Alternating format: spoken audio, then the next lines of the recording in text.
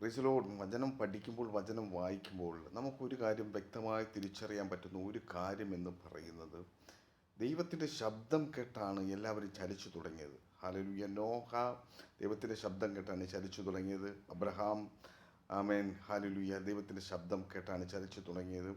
ആമേൻ. മോശ ദൈവത്തിൻ്റെ ശബ്ദം കേട്ടാണ്. ഈ ദൈവിക ശബ്ദം കേട്ട് ചലിച്ചു തുടങ്ങിയവർ അനുഗ്രഹിക്കപ്പെട്ടിട്ടുണ്ട്. ഈ ദൈവിക ശബ്ദത്തിന് ചെവി കൊടുത്തവർ അനുഗ്രഹിക്കപ്പെട്ടിട്ടുണ്ട്. ഹല്ലേലൂയ. ദൈവമക്കളെ, നിങ്ങൾ വചനത്തിന് ഇമ്പോർട്ടൻ്റ് കൊടുക്കുകയാണെങ്കിൽ നിങ്ങളുടെ ജീവിതത്തിൽ അത്ഭുതങ്ങൾ നടക്കും. വചനത്തിലൂടെ ദൈവം നിങ്ങളോട് ഇടപെട്ടിട്ടുണ്ടെങ്കിൽ വലിയ അത്ഭുതങ്ങൾ നടക്കും. വചനം വായിക്കുമ്പോൾ ദൈവം നിങ്ങളോട് സംസാരിച്ചിട്ടുണ്ടെങ്കിൽ വലിയ വിടുതലുകൾ നടക്കും.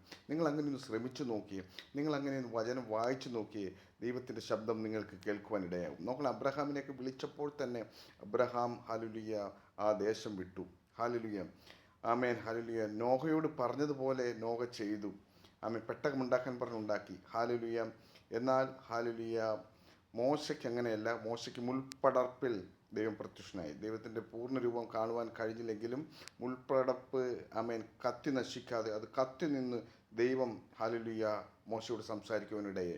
എന്നെ കേൾക്കുന്ന ദൈവത്തിൻ്റെ മക്കളെ, ജീവിതത്തിൽ നിങ്ങൾ പ്രതികൂലത്തിലൂടെയൊക്കെ കടന്നുപോയി ഒരുപാട് പേരെന്നെ കേൾക്കുന്നുണ്ട്. പ്രതിസന്ധികളിലൂടെയൊക്കെ കടന്നുപോയി ഒരുപാട് പേരെന്നെ കേൾക്കുന്നുണ്ട്.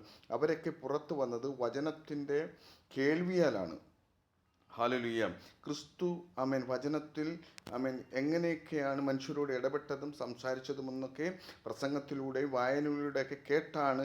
ആ ദൈവശക്തിയാണ് നിങ്ങളിലൂടെ ചലിച്ചതെങ്കിൽ ഇന്ന് പകൽക്കാലം ഞാൻ വ്യക്തമായി പറയാം, നിങ്ങൾ വചനം വായിക്കുക, വചനം ധ്യാനിക്കുക, നിങ്ങളോട് ദൈവം സംസാരിക്കും. നിങ്ങൾ ഭാരപ്പെടുന്ന വിഷയത്തിൽ ദൈവം ഇടപെടും. നിങ്ങൾ കരയുന്ന വിഷയത്തിൽ ദൈവം ഇടപെടും. നിങ്ങൾ രോഗിയാണോ, നിങ്ങളുടെ വിഷയത്തിൽ ദൈവം ഇടപെടും. ഹല്ലേലൂയ. കേൾക്കുന്ന മക്കളെ, നിങ്ങൾ ഹല്ലേലൂയ വചനത്തിന് ഇമ്പോർട്ടൻ്റ് കൊടുക്കുക. വചനം സത്യമാണ്, വചനം ജീവനാണ്, വചനം ചൈതന്യമാണ്.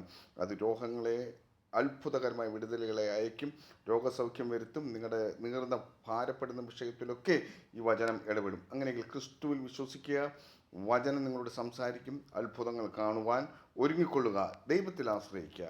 ദൈവം നിങ്ങളെ